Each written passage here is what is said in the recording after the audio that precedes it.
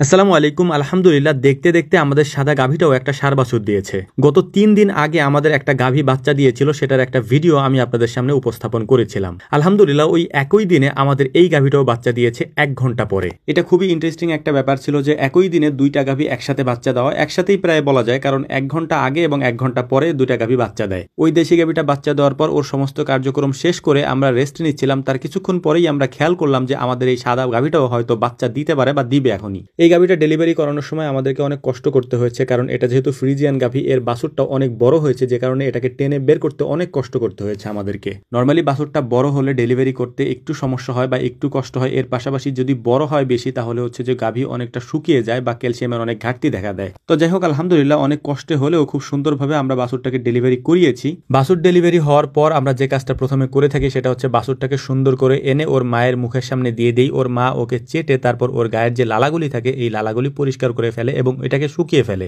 বাছুরটাকে ওর মায়ের সামনে দেওয়ার পর ওর মা ওই কাজটাই করতেছিল। পাশে যে গাভীটা আছে এই গাভীটা মূলত হচ্ছে ওর নানি, অর্থাৎ এই যে গাভীটা বাচ্চা দিল এই গাভীটার মা হচ্ছে ওই সাদা গাভীটা। বাচ্চা ডেলিভারি হওয়ার 30 মিনিটের মধ্যে আমরা শাল দুধটা যেহেতু খাওয়াই, এই কারণেই মূলত আমরা শাল দুধটাকে টেনে নিচ্ছিলাম এবং এই দুধগুলোকে আমরা একটা বোতলের মধ্যে ভরে তারপর আগে খাইয়ে নিই, কারণ বাছুর অত তাড়াতাড়ি উঠতে পারে না বা দাঁড়াতে পারে না। এজন্য দুধ আমরা বোতলে ভরে একটা নিপিল দিয়ে তারপর এই বাছুরগুলোকে আমরা খাইয়ে দিই। এটা আমরা অনেক আগে থেকেই করে থাকি। আমরা জানি যে আধা ঘন্টার মধ্যে যদি এই শাল দুধটা খাওয়ানো হয় তাহলে ওদের রোগ প্রতিরোধ ক্ষমতা অনেক বেশি বেড়ে যায়। এই কারণেই আমরা এই কাজটা সবসময় করে থাকি। এখান থেকে শাল দুধটা মোটামুটি পর্যাপ্ত পরিমাণে খাওয়ানোর পরে এটাকে আমরা বাহিরে নিয়ে যাই, অর্থাৎ বাছুরটাকে আমরা কোলে করে বাহিরে নিয়ে যাই। বাহিরে নিয়ে যাওয়ার কারণ হচ্ছে ফ্লোরের উপরে, মানে খামারের ভিতর যে ফ্লোর আছে এই ফ্লোরের উপরে বাছুর দাঁড়াতে পারে না, কারণ ওদের খুর ওই সময় অনেক নরম থাকে। ওই নরম খুর দিয়ে ওরা দাঁড়াতে পারে না, পিচ্ছিল অবস্থায় ওরা পড়ে যেতে পারে এবং পড়ে গেলে অনেক সময় আঘাত লাগতে পারে। যে কারণে আমরা বাহিরে নিয়ে আসি এবং নরম জায়গায়, তারপর হচ্ছে যে ম্যাট দেওয়া থাকে, শুকনা ম্যাট, এই শুকনা ম্যাটের উপর ওদেরকে দাঁড়াতে দেই অথবা বালুর উপরে দাঁড়াতে দেই, যাতে করে ওরা খুব দ্রুত দাঁড়াইতে পারে এবং দাঁড়াতে পারলেই হচ্ছে ওরা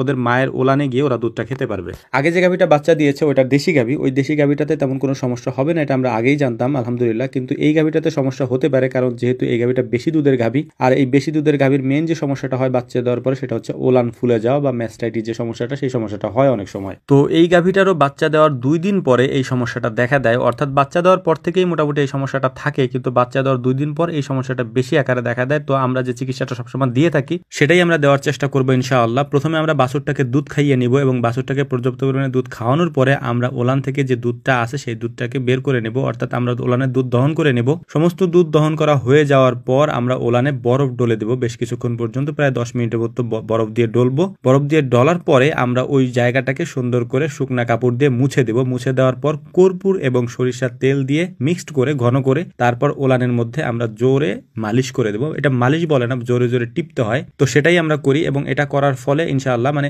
যদি দিনে 3-4 বার বা 4-5 বার করা যায় এই একই পদ্ধতিতে, তাহলে ইনশাআল্লাহ 1 দিনের মধ্যে বা 2 দিনের মধ্যে এটা ঠিক হয়ে যায়। তো আমরা সেটাই করার চেষ্টা করি। আর আমাদের গাভীগুলি আমরা ম্যাস্টাইটিস হলে বা ওলান ফোলা রোগটা হলে আমরা এভাবেই ঠিক করার চেষ্টা করি এবং ইনশাআল্লাহ এভাবে ঠিক হয়েও যায়। তো যাই হোক, আমাদের জন্য দোয়া করবেন। আসসালামু আলাইকুম রহমতুল্লাহ।